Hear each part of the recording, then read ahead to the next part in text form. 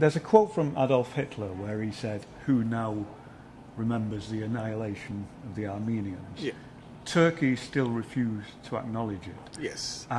So was that kind of forgetting and denial part of the impulse of writing this play? In part, yes, that was one of the reasons, because Armenian genocide, it occurred before Holocaust, and as the quote you made from Hitler, if we had understood properly that what lesson ought to be drawn from genocide, we would not have had Holocaust, we would not have had Rwanda, we would not have had Cambodia, Haiti, Bangladesh, India, Pakistan, so many of those human atrocities.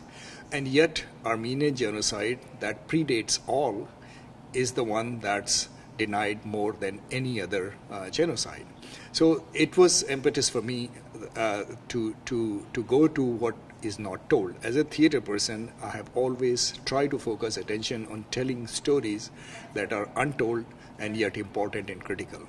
Now, I was also part of the Concordia University's Life Story Project, which is where we were studying the genocide and displacement and human rights abuses. And one of the factors in that study was that still Armenia was not very prominent. So my contribution was to bring Armenia into that story, and Professor Stephen High readily accepted that, and he even commissioned me to write this play. So the play emerged out of that. I have a personal reason also, and that is actress friend of mine, Nadia Agopian, at one time in early 1990 challenged me that, when are we going to do the play about Armenian genocide?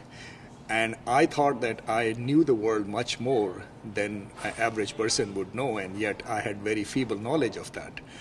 So now that I have written this play, I have the liberty to call Nadia and say, look, I wrote the play.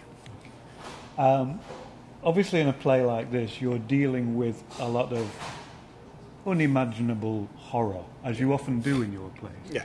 What does that mean to you as a dramatist? How do you dramatize that kind of thing? It's because it is based on history, and yet I prefer to do the fiction.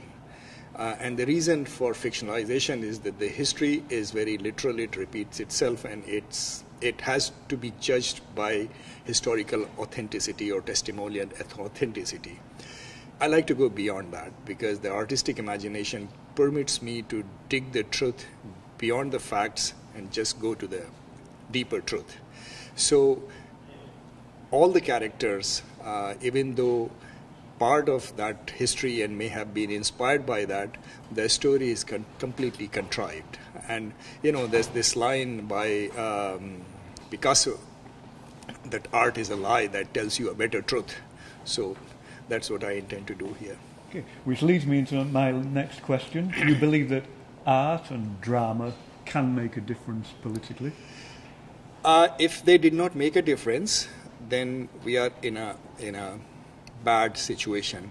And that's one of the things that I'm saying. Say, for example, I just trace back to my original question, that if we had been affected by what happened in the Armenian genocide, then so much worse that may not have happened in the history in the following years. Now, art, of course, it doesn't change the situation in a very physical way, but it does change minds. And the first step of changing anything systemic or personal is to change our mind. It's beautiful. The advantage that art has is that it is unlike history. It is done with the artistic and aesthetic beauty. And that's why there is more acceptability for the arts.